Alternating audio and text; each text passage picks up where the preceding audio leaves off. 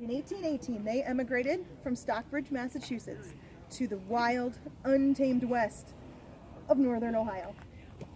They brought with them my 3 older brothers, who were all essentially toddlers at the time, if you can imagine. I was born here in 1820, the 4th of what would be 10 children. I was the first daughter, but most importantly, I was the first true Ohioan. And I never let my brothers forget that fact. I spent my childhood helping my poor mother raise my many younger siblings, keeping house, and learning how to run a home of my own.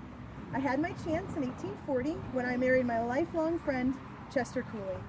Chester's family had emigrated as well from Stockbridge around the same time as my own, and they had helped my father and other early settlers cut out this little town of Brownhelm from the wilderness.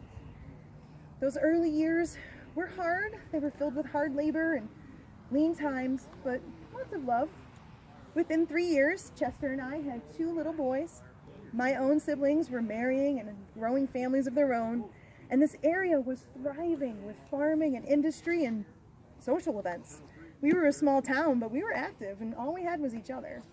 It was also during this time that my father helped to establish Oberlin College. Have you heard of it? Yeah. Yes. Oh, good.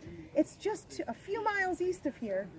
And did you know it is the oldest co-educational college in these United States? Wow. Imagine women allowed a college education. The novelty. So, within a few years, though, however, they also were accepting students of all races. And this was something my father was always proud of. What I am most proud of is my family's abolitionist views and actions. Surely you heard of that spot of trouble we had around here in 1858? The Oberlin Wellington slave rescue. Well, those years were ugly before that terrible Civil War, and they had passed the Fugitive Slave Act. And this act stated that any enslaved person who managed to get their freedom and come north to a free state where slavery was illegal could be captured and returned to their masters in the South. It's absolutely barbaric. Unfortunately, this happened to a gentleman known as John Price. Mr. Price was captured nearby and taken by U.S. Marshals to Wellington, another small town nearby. It's about a half-day's ride south of here. But there was a group of very brave men in the area who felt they should go to the Marshals and try to speak reason to them and maybe get Mr. Price's freedom. Unfortunately, talking didn't really work, and they ended up breaking Mr. Price out of the hotel they were staying at and whisking him back to Oberlin. And do you know where they hid him when they got back to town? The home of my very own brother, James Harris Fairchild.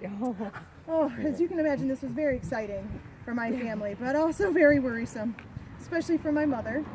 She was worried because James was actually a professor at Oberlin, and she feared not only for his arrest, but also for the loss of his employment. But it turns out she needn't have worried. The college board seemed to feel that harboring a fugitive enslaved person was entirely an appropriate action for their professor of theology and moral philosophy. And do you know they made him president of that college not 8 years later? Well, the Civil War came and it raged on south of us. And life here went on, but those years were hard. During that time, I had lost my first son, James Francis, to that deadly diphtheria.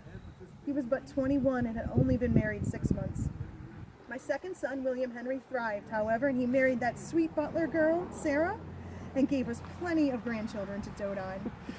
Chester and I lived long, happy lives in this little town with our family and friends. And Chester was so looking forward to the turn of the new century and all the wonders it would bring. But unfortunately, he passed just shy of it in 1896.